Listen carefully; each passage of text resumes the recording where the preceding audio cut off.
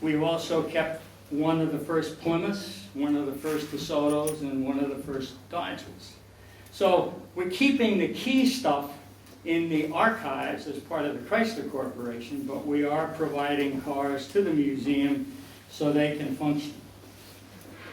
It's kind of an interesting puzzle. I'm kind of curious as to what I'm going to find when I get back as to what was finally donated. This whole thing about setting up the museum as a separate entity, of course, as I mentioned briefly, was the atmosphere in the United States over the last 4 or 5 years for sure in the automobile industry has just been horrible.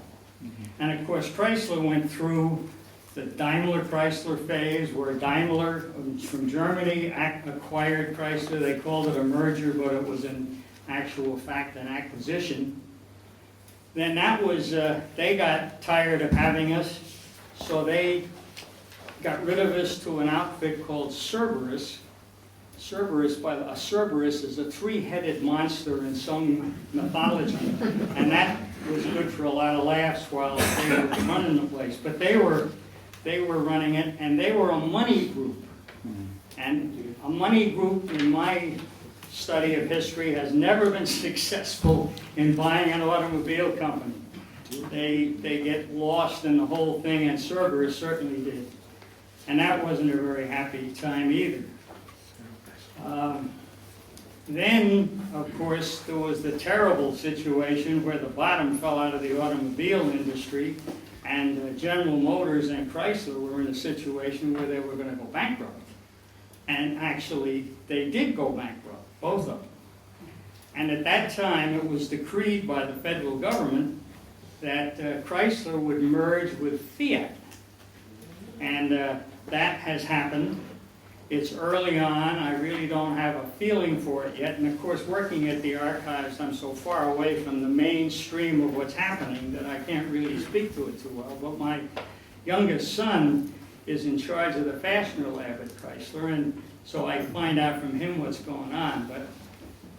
But the Fiat thing almost had to be. If that hadn't happened, if the Fiat-Chrysler merger hadn't occurred, there wouldn't be a Chrysler Corporation. It would have just vanished, and all the people that worked there would be out of work, including my son, and it would have just been a horrible, horrible situation. So we don't know what the Fiat-Chrysler thing is yet, but according to my son, I talked to him just the other day, he's been given the okay to hire 2 people, and for the last 2 years he's been laying people off. So that's a good sign that things are starting to happen.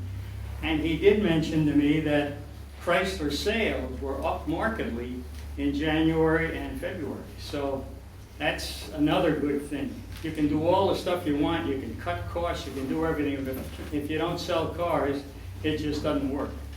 But things are looking bright, and that brighter, I guess, is the best way to put it. I might mention that the archives have suffered as a result of the economic situation in Detroit. At one point, we had 10 people at the archives. We had 3 mechanics. We had 3 secretarial types that did various things like getting build cards and doing that kind of thing. And there were a couple of other people like myself there. When we don't have 10 anymore, we have 3, plus the man who runs it, Grant Rosenbush. And I might mention that I don't get paid anymore. Starting about a year ago, I was approached and asked if I would consider resigning, with the understanding that they were going to write a contract that only I could fulfill based on my background and so on. So I said, sure, that was a way of saving one of the mechanics. So that's what happened. But before the contract got fulfilled, they canceled all contracts. So I'm still hoping that they're still working on it, but I don't get paid anymore. I still go in a day a week, and I take care of all the truck stuff because that was my background and I enjoy it, and most people don't enjoy truck research because trucks are different. They don't know what half-ton means and, you know, all that kind of stuff. And I take care of all the overseas stuff. I can remember when I lived here in Australia how far away from the information I felt. So when people write from overseas, I try to answer with as much information as I can and make them feel that they're getting what they should be. And I take care of difficult ones. We get a lot of difficult things, and being around the corporation now for 64 years, I can kind of sweet talk people out of stuff with information. Before I say anything else, that was kind of a lot of stuff I talked about all at once. Are there any questions about the museum and its organization and any of that stuff that you might have? I've got one. Okay. When you said you sold the turbine car to Jay Leno, was that the only turbine car? No. Oh, No. So there's more in the museum. We had 3.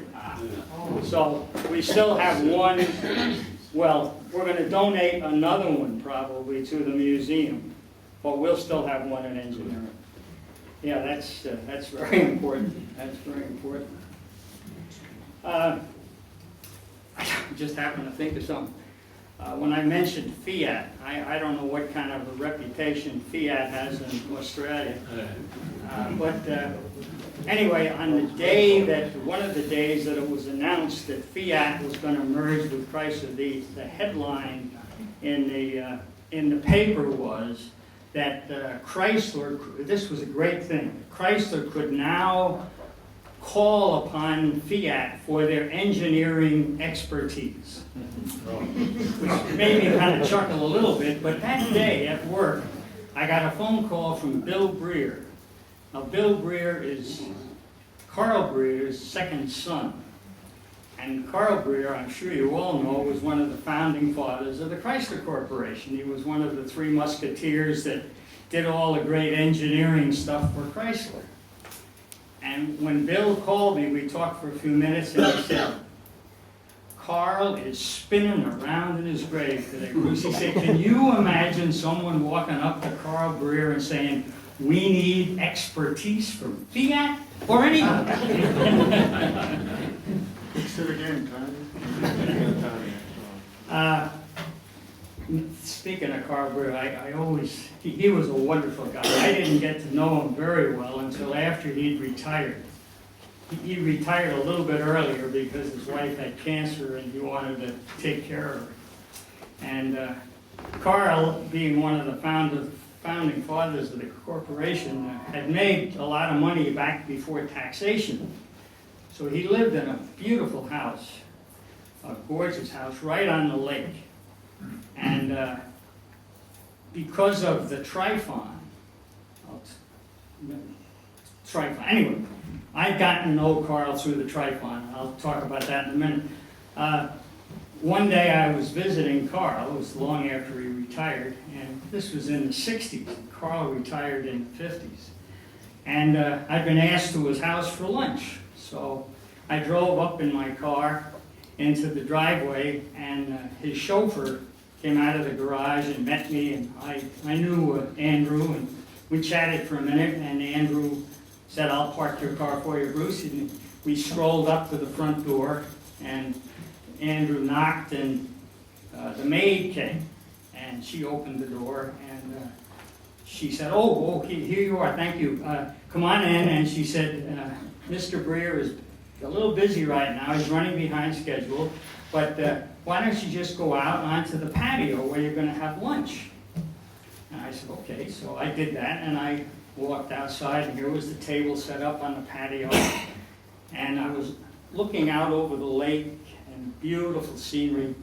And as I was sitting there, another maid that I hadn't seen before came up and asked me a question about what I might like for lunch to drink.